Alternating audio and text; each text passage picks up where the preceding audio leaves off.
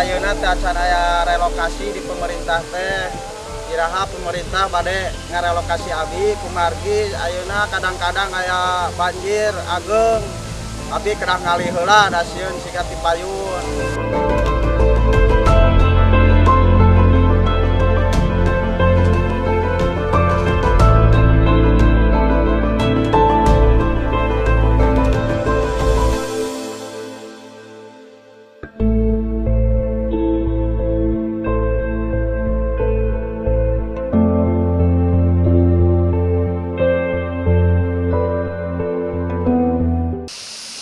Bismillahirrahmanirrahim. Assalamualaikum warahmatullahi wabarakatuh. Perkenalkan, nama saya Bapak Aceng Darsono selaku Ketua RT 03 RW 15 Desa Haur Panggung, Kecamatan Tarogong Kidul, yang mana pada saat ini saya mau menerangkan bahwasannya warga di RT 03 adalah merupakan warga korban banjir bandang 2016 yang mana sebagian besar belum mendapatkan hak atas rumah relokasi yang telah dijanjikan oleh pemerintah Garut untuk direlokasi. Adapun yang mendapatkan rumah relokasi baru sekitar 45%. Dan yang sebagiannya lagi belum mendapatkan atas hak rumah relokasi. Pengajuan udah beberapa kali, pengajuan prosedural diikuti sama warga, baik itu dari tingkatan RT, RW, desa, kecamatan, tetapi sampai saat ini yang 65%-nya belum ada kejelasan. Dan sudah 4 kali banjir, terkena banjir lagi sesudah banjir bandang. Yang terakhir tanggal 7 kemarin, 7 April, itu sampai serut di sini. Makanya kami selaku Ketua RT 03 RW 15 mengharapkan kepada pemerintahan Garut, terutama yang memegang kebijakan, untuk lebih memperhatikan warga saya yang betul-betul merupakan korban banjir bandang 2016 yang sampai saat ini belum mendapatkan rumah relokasi. Begitu. Terus yang kedua, alhamdulillah waktu tanggap darurat 2016 saya banyak dibantu sama lembaga kemanusiaan, ada dari Petualang Muslim, Ibnu Qayyim, Darut Tauhid, DT Peduli Garut.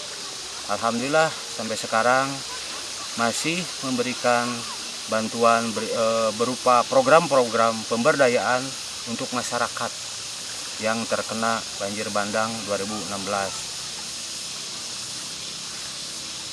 Dan alhamdulillah, qadarullah, saya sekarang ditunjuk sama Bapak RW untuk menjabat ketua RT-nya di RT 03 yang sebelumnya dijabat sama Amrullah waktu tahun 2016.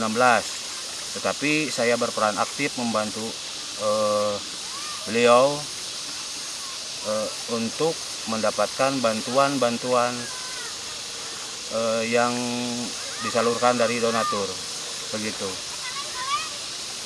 Saya berharap banyak kepada pemerintah daerah, pemerintah Kabupaten Garut memperhatikan atau cross-check ke lapangan, khususnya ke BPBD, Disparkim, atau pihak-pihak yang berkaitan perihal relokasi untuk warga terdampak korban banjir bandang 2016 untuk segera diperhatikan dan direlokasi sesegera mungkin. Karena apa? Karena sesudah banjir bandang 2016 itu sampai 4 kali banjir susulan, hampir 1 tahun 1 kali. Mungkin bapak-bapak atau yang memegang kebijakan di BPPD, Disparkim, atau pejabat daerah kalau tidak cross check ke lapangan mungkin tidak akan tahu. Mudah-mudahan dengan cara begini bapak-bapak yang memegang kebijakan khususnya untuk relokasi rumah tapak untuk warga korban banjir bandang bisa melihat dan tersentuh hatinya untuk terjun langsung ke lapangan. Karena apa? Di dalam kertas seperti ini namanya apa? SK dan kenyataan di lapangan mungkin banyak yang tidak sesuai. Tapi mudah-mudahan ada tindakan yang jelas atau tindakan yang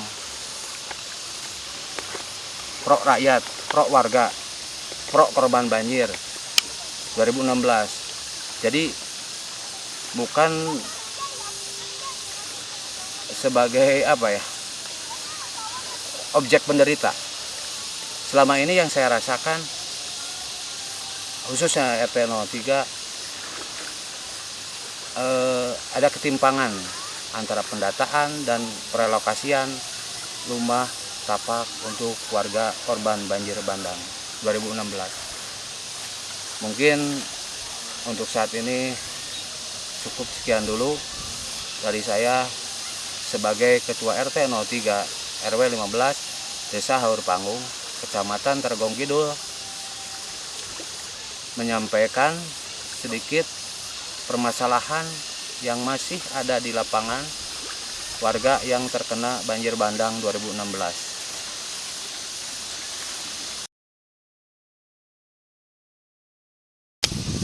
Warga saya sebetulnya 95% udah siap direlokasi ke tempat yang disediakan oleh pemerintah Kabupaten Garut.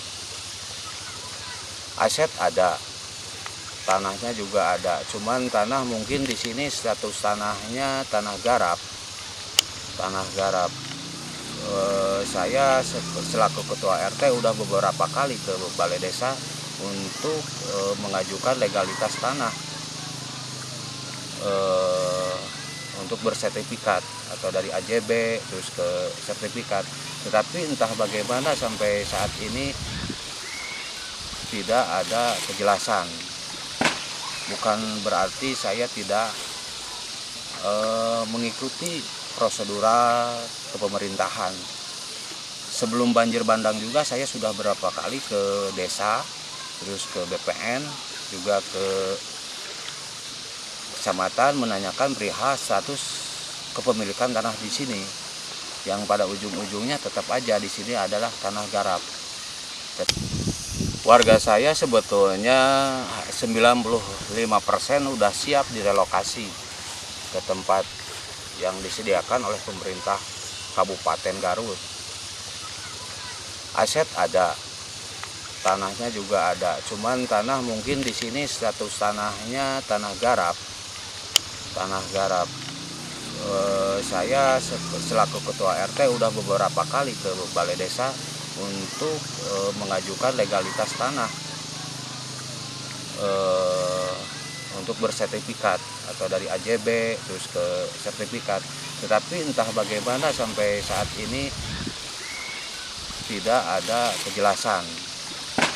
Bukan berarti saya tidak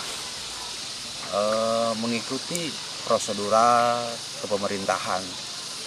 Sebelum banjir bandang juga saya sudah berapa kali ke desa, terus ke BPN, juga ke kecamatan menanyakan perihal status kepemilikan tanah di sini. Yang pada ujung-ujungnya tetap aja di sini adalah tanah garap. Tetapi secara pribadi itu udah ada transaksi jual beli antara tuan tanah dan si pembeli tanah. Jadi kebanyakan warga di RT saya, RT 03 RW 15 adalah warga yang mendirikan bangunan rumah di atas tanah yang statusnya adalah hak garap. Nah, jadi tanah hak garap, jadi tanah yang belum dilekati suatu kepemilikan. Makanya saya agak gimana ya, agak kurang maksimal. Karena apa? Status tanah di sini ada tanah garap, sedangkan warga emang korban banjir bandang 2016. Tetapi sekiranya ada kebijakan dari pemerintah yang pro rakyat, pro warga yang terkena banjir bandang 2016, mungkin ada solusi untuk warga di daerah saya ini. Karena kan di dalam aturan harus ada sertifikat atau AJB atau apalah, pengajuan dari desa atau gimana yang saya baca. Tapi mudah-mudahan ada solusi yang pro masyarakat. Karena apa? Tanah emang tanah dibeli dari tuan tanah. Tuan tanah masih ada di sini yang punya tanah garap, tetapi cuman di atas kwitansi, terus ditandatangani di atas materai, begitu. Jadi kebanyakan warga di RT 03 itu mendirikan rumah di atas tanah yang berstatus tanah hak garap. Untuk persyaratan relokasi mungkin kurang ada spesialisasinya mungkin nanti. Apakah itu relokasi aset by aset, rumahnya aja, terus nanti tanahnya gimana. Mungkin warga dengan senang hati, dengan semangat menerima kebijakan dari pemerintah, gimana bagusnya. Yang jelas warga punya aset di sini. Hampir semua yang terkena banjir bandang kemarin, hampir 100% lah, bukan hampir lagi, udah 100% punya aset. Tapi baru sebagian warga, ya sekitar 45%-an yang sudah mendapatkan rumah relokasi, baik itu di Cisere, terus ada lagi di Babakan Carik, Lengkong Jaya, 1 kakak. Terus yang terbaru kemarin di Sukanegla, Jalan Margawati, itu ada 8 orang, 8 kakak kalau nggak salah. Nah, yang saya herankan kok sebagian-sebagian gitu, kenapa nggak semua? Nah, ini semuanya juga terkena banjir bandang, tapi yang dapat kok sebagian-sebagian. Kenapa? Gitu. Kenapa nggak sekalian? Tahapannya tuh nggak sekalian. Kemarin saya dengar kemarin bukan saya dengar lagi ya, saya cek cross check ke desa Sukajaya, malahan di Sukajaya ada yang tidak punya aset kok mendapatkan, ada yang tidak punya aset rumah kok mendapatkan rumah relokasi, sedangkan warga saya punya aset semua. Kok kayak terkesan dipilih-pilih gitu kan ya. Tapi mudah-mudahan tidak seperti itulah. Tapi yang jelas saya cross check di Sukajaya, saya langsung ke rumah Bapak Saifullah sama Bapak Ali, terus Bapak siapa yang satu lagi itu ketua Pokmasnya, itu saya cross check anggotanya ada yang tidak punya aset. Makanya saya aneh, kenapa ini bisa? Kenapa ini bisa? Sedangkan warga saya punya aset semua. Tapi kok terkesan pilih-pilih, mana yang dekat dengan pengatur kebijakan. Yang kemarin ya, paguyuban lah, dia dapat. Kalau yang nggak dekat enggak. Tapi kok begini gitu kan? Sedangkan di Sukakarya yang tidak punya aset juga dapat. Jadi aneh. Ya makanya untuk itu saya berharap banyak ke pemerintahan daerah Garut, terutama BPBD dan Disparkim, untuk lebih selektif lagi.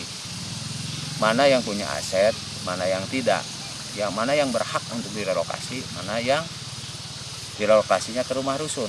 Makanya kan di sini ada aset by aset. Saya tanya, aset by aset, kalau yang tidak punya aset nantinya aset by asetnya dengan apa? Itu udah ada berapa dari Sukakarya tuh? Ada hampir 10 kakak kalau nggak salah. Saya cross check di ini, di SK Bupati ini, SK Bupati yang pembagian pokmas itu kan. Ini saya cross check ada beberapa warga yang mendapatkan rumah relokasi tetapi tidak mempunyai aset. Tidak mempunyai aset. Di sini mungkin dah yang ini. Nah, yang ini nih. Tidak punya aset. Ada beberapa yang tidak punya aset. Ini yang saya tandain. Ini Bapak saya Sopian. Sopian tuh punya aset nih, Mas. Ketua kalau nggak salah nih. Nih, di sini. Pokoknya sekitaran di sini ada yang tidak punya aset tapi mendapatkan. Ini SK yang kemarin tahap 2. Itu. Kok bisa mendapatkan gitu, kok aturan awal aset by aset, tetapi pada kenyataannya yang tidak punya aset itu dapat. Kenapa? Gitu. Karena kok bisa terjadi begitu? Sedangkan warga saya udah beberapa kali pengajuan seperti begini. Warga saya udah beberapa kali pengajuan seperti begini. Sampai sekarang belum mendapatkan, ya sebagian 65% belum mendapatkan rumah relokasi. Itu yang dijanjikan sama pemerintah Kabupaten Garut. Itu makanya saya heran dan penasaran kok bisa yang tidak punya aset dan mendapatkan rumah relokasi.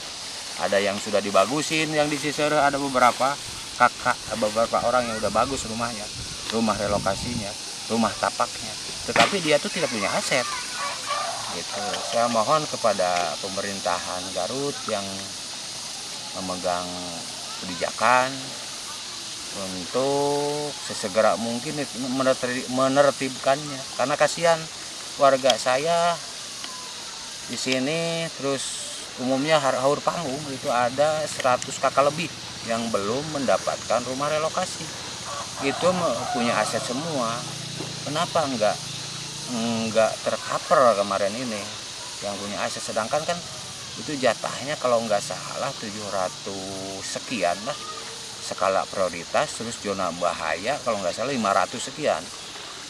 Kalau nggak salah saya harus buka lagi ya, 500 unit lebih itu untuk zona bahaya. Itu sebetulnya mencukupi, tetapi kenapa nggak terserap? Pengajuan udah beberapa kali, tetapi kenapa kok kemana itu surat pengajuan ini? Apakah tertinggal di desa atau tertinggal di paguyuban atau di mana? Saya nggak ngerti. Gitu, makanya lah sampai 4 tahun sekarang kok nggak beres-beres. Dari 2016, 17, 18, 19 ke 2020 sekarang warga udah jenuh mengajukan lagi. Yang terakhir kemarin instruksi dari Bapak Kepala Desa yang baru, Bapak Rohmat, dia turun langsung ke wilayah saya, wilayah RT 03. Dia mensosialisasikan warga yang belum mendapatkan rumah tapak untuk didata ulang. Ya, saya selaku ketua RT-nya mendata lagi warga yang belum mendapatkan rumah relokasi tersebut. Ya, menurut prosedural. Ini datanya ada di sini udah sampai 18 orang. 18 orang yang di RT 03 RW 15. Ini instruksi dari Bapak Kades, Bapak Rohmat, Kepala Desa Haur Panggung. Tetapi sampai sekarang yang saya tanyakan ke Sekdes, Sekretaris Desa, Bapak Rahmat, itu masih ngendap ada di desa. Saya khawatir terjadi lagi kayak seperti yang sudah. pengajuan terus, tapi nggak tahu di mana surat pengajuannya. Makanya saya pernah ke desa kemarin ketemu sama kepala desanya Bapak Rohmat, sama sekdesnya, terus sama Bapak Arif juga. Saya menanyakan ini sampai di mana pengajuan warga Desa Hurpanggung tuh, khususnya warga saya yang 18 kakak. Warga saya sampai di mana? Apakah sudah sampai kecamatan dan datang ininya di Bapak Camat sekarang sebetulnya tidak tahu persis perihal banjir bandang 2016. Makanya pihak desa beralasan ini agak terhambat di sana. Karena apa? Ditakutkannya warga yang mengajukan sekarang sudah mendapatkan rumah relokasi, mengajukan kembali. Tetapi khususnya di warga saya di RT 03, memang betul-betul warga yang belum mendapatkan rumah relokasi, ya rumah tapak relokasi, baik itu di Sisir, Lengkong Jaya, atau di Margawati, terus di mana lagi di Samarang satu, Babakan Gadog kalau nggak salah.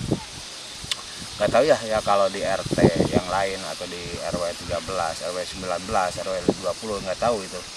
Tapi khusus di sini di RW 15, RT 03 ini betul-betul warga yang punya aset rumah pribadi dengan tanahnya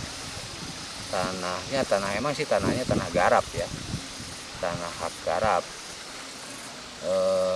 Itu emang betul-betul belum mendapatkan rumah relokasi, rumah tapak relokasi. Jadi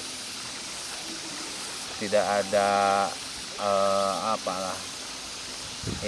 keabsahannya atau kepemilikannya emang betul-betul ada. Mungkin lebih baiknya dari pihak BPD kalau masih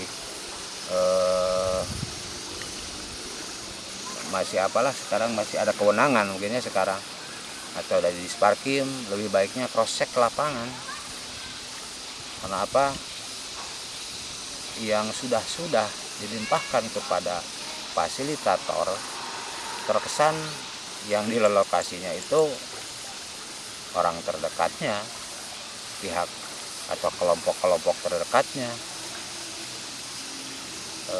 sedangkan pada warga yang pada umumnya terkena banjir bandang terkesan agak dinomor duakan begitu.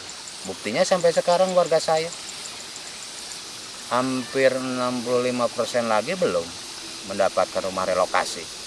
Padahal udah makan waktu 4 tahun, 2016, 17, 18, 19. Sekarang 2020 April. Dulu pas kejadian banjir bandang itu tahun 2016 tuh, tanggal 21 September tuh. September ya. Ya September, 21 September itu jam 10.30 itu tuh habis sampai ke atap rumah air tuh. Tapi alhamdulillah nggak ada korban jiwa sih di sini. Nggak ada korban jiwa. Tapi kalau tetangga sebelah yang di RW 13 itu banyak korban jiwa dan banyak juga yang tidak terdata. Karena apa? Karena banyak warga dari luar masuk ke sana tanpa laporan ke RT RW setempat. Ya maklum daerahnya kan daerah dekat terminal. Terus ketegasan dari pemerintahan setempat kurang tegas, kurang maksimal. Makanya kemarin waktu 2016 terkena banjir bandang, terus dia hanya menjadi korban yang tidak terdata.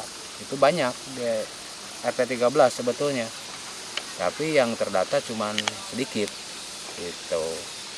Karena yang tidak terdata bukan warga sini asli, dia yang mengontrak tanpa memberitahukan atau tanpa laporan ke RT RW setempat. Begitu. Tetapi kalau di RT 03 RW 15 alhamdulillah data warga dari sebelum banjir bandang sampai sekarang memang akurat, sesuai dengan warga yang ada di sini. Jadi dataan di RT atau di RW sesuai dengan warga yang ada di sini. Nggak tahu ya kalau di RW 15 mungkin sekarang lebih baik mungkin ya. Ya mudah-mudahan seperti itu. Ya. Di RW 13 memang ada yang udah mendapatkan rumah relokasi. Terus di RW 13, RW 10 juga ada, RW 19 juga ada. Tetapi katanya dari Pak Sekdes itu jumlah keseluruhan di Desa Haur Panggung yang belum mendapatkan rumah relokasi hampir 100 lebih. Saya juga kok kaget kok bisa sampai 100 lebih gitu. Tapi saya agak gimana ya, apakah dia tuh betul-betul belum mendapatkan rumah relokasi atau sudah mendapatkan rumah relokasi, mengajukan kembali, itu saya nggak tahu ya. Tetapi yang jelas di RT 03 itu di wilayah saya memang betul-betul belum mendapatkan rumah relokasi. Ya mudah-mudahan para pemegang kebijakan tersentuh hatinya. Karena apa? Dari semenjak banjir bandang 2016 ini sudah lelah warga, Pak. Sudah terkena banjir lagi selama 4 kali. Yang terakhir kemarin kan tanggal 7 sampai seperut. Masjid Nurul Ilmi juga di wilayah 03 itu sampai basah karpetnya. Alhamdulillah nggak ada sama sekali bantuan dari pemerintah desa juga. Terus saya berusaha nyari link ke dinas sosial juga. Ada link, cuman untuk memprosesnya itu terkendala. Karena apa? Terkendalanya sekarang lagi sibuk masalah COVID. Pendataan warga untuk mendapatkan uang kerohiman atau sembako lah itu karena terdampak COVID. Jadi untuk mengajukan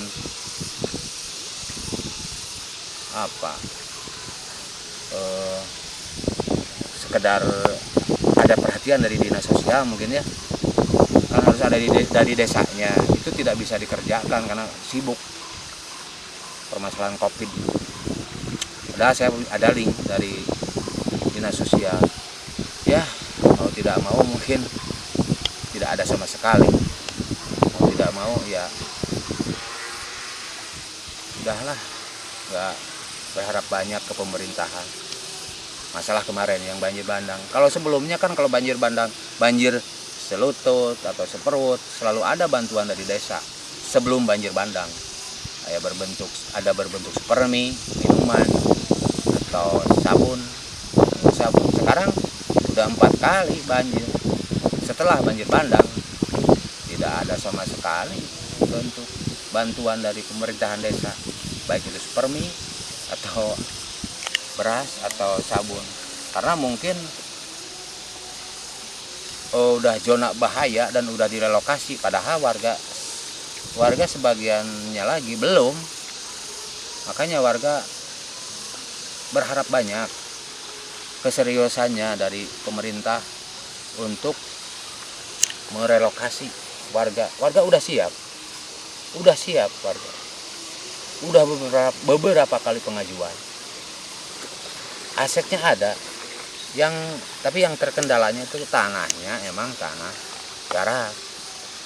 Tetapi mungkin pemerintah lebih bijak lah, atau lebih pro rakyat. Ada solusi mungkin. Itu tanah garap juga kan dapat beli. Tanah garap juga kan bisa diproses kalau nggak salah. Jadi tanah hak milik. Kalau nggak salah begitu.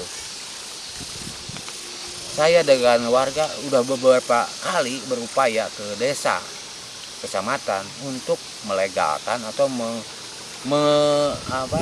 membuat surat atas kepemilikan tanah di sini sebelum banjir bandang juga, tapi selalu mentok, tetapi selalu nggak ada penyelesaiannya. Saya nggak tahu kenapa. Tapi yang saya baca-baca dari khususnya dari bidang tanah ya, pertanahan gitu kan, sebetulnya tanah garap itu kalau nggak salah bisa naik tingkat menjadi tanah milik gitu. Makanya saya memberanikan diri mendatangi desa, mendatangi BPN, mendatangi ya sebelumnya mendatangi kecamatan. Tapi yang saya dapatkan jawabannya selalu nggak ada kepastian, selalu bikin penasaran.